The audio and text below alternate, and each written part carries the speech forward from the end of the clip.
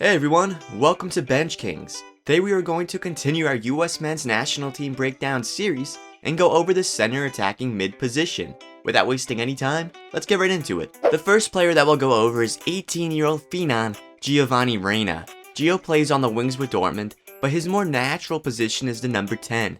Gio loves to hold onto the ball and distribute it to his teammates, namely Haaland. Let's hope the combination of Gio and Haaland can transition to the US men's national team with Gio and Sargent.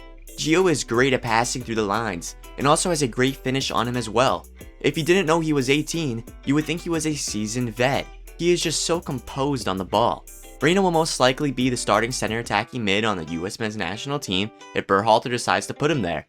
I know Berhalter has been playing him on the wings, but Gio just doesn't really excel there. His creativity and fluid dribbling would be best used in the center of the park. The only weakness I see in Gio's game is his defensive contribution. He doesn't really track back all too much, but let's be honest, he doesn't really have to if he's that far up the pitch. Right behind Reina, we have dual nat Yunus Musah. Musah looks more and more likely to join the red, white, and blue each and every day. Just recently, he actually followed a couple US men's national team accounts on Instagram. Let's hope that's a sign of things to come. For Valencia and La Liga, he mainly plays as a right winger, but Berhalter has been playing Musah as a center attacking mid, and he looked like he fit right in. Whereas Gio is more slow and composed on the ball, Musah is more explosive and quick. If we decide to play a high press or counter-attack style, Musah will be the better fit. Musah's greatest strength by far is his ability to carry the ball from his defensive end into the final third. His dribbling and blistering speed allows him to cover long distances in a short amount of time.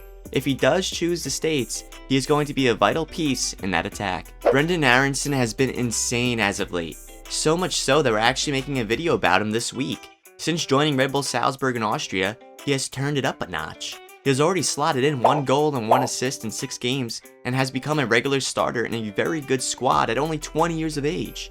My favorite thing about Brenden is by far his turns. He could turn on a dime anywhere, anytime. Besides his quick change in direction, his dribbling is also superb. I know at Salzburg so far he's been playing mostly on the wings, but the center is where he thrives, and oftentimes he finds himself drift there, as I think that's where he feels most comfortable. Also, one more thing that really stands out from his game is his cardio and press. He has the cardio to run for days, which enables the ability for him to tirelessly press the opposition. He's everywhere and nowhere, truly a sight to behold.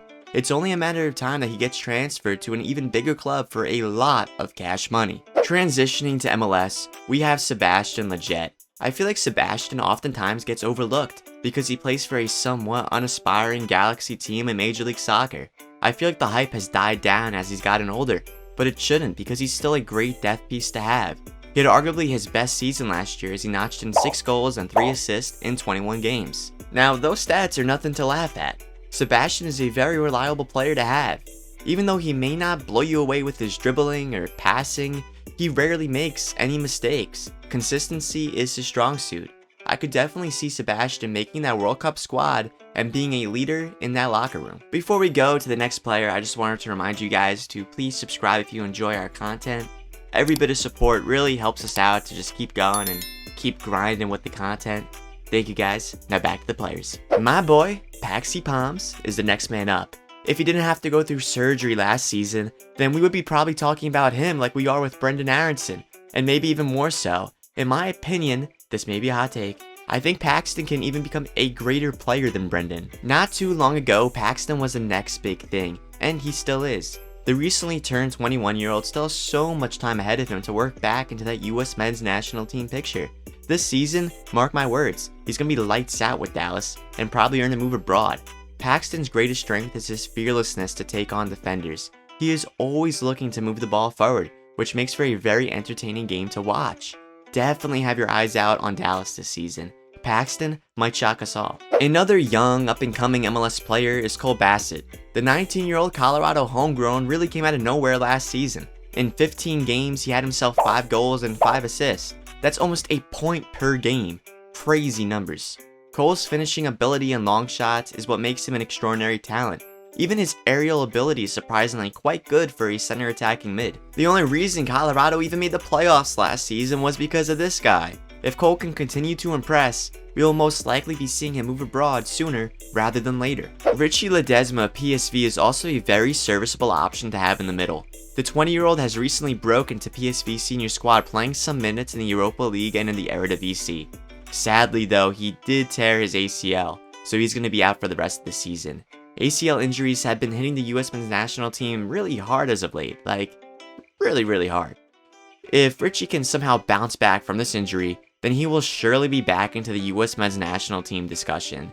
In the 3 league games he played with PSV, he earned himself an assist and looked very lively out there. His creativity is on full display for all to see, as well as his inch-perfect crosses. He was bending it like Beckham left and right in that El Salvador stomping, earning himself 2 assists off the bench. Let's hope Richie can make a quick recovery and work his way back into that first team. And finally, to the last player of the video, we got Alex Mendes. At one point it seemed like Alex would turn into a star, but injuries and playing time have gotten in the way. With Zhang Ajax this season, he has fallen out of favor. Before his knock, which left him sidelined for 3 months, Alex was seeing a lot of time and tallied in 2 assists. But after that knock, he has been on the bench 4 out of 5 games and has only seen 17 minutes of playing time. Even with his double-digit minutes, I still think Alex has the talent to succeed. Maybe a change of scenery could be good for him. A low may be in his future. Hoping good things for the young man. Well, we hope you enjoyed this video. Please like, comment, and subscribe to show your support. Thank you guys. We'll see you in the next one.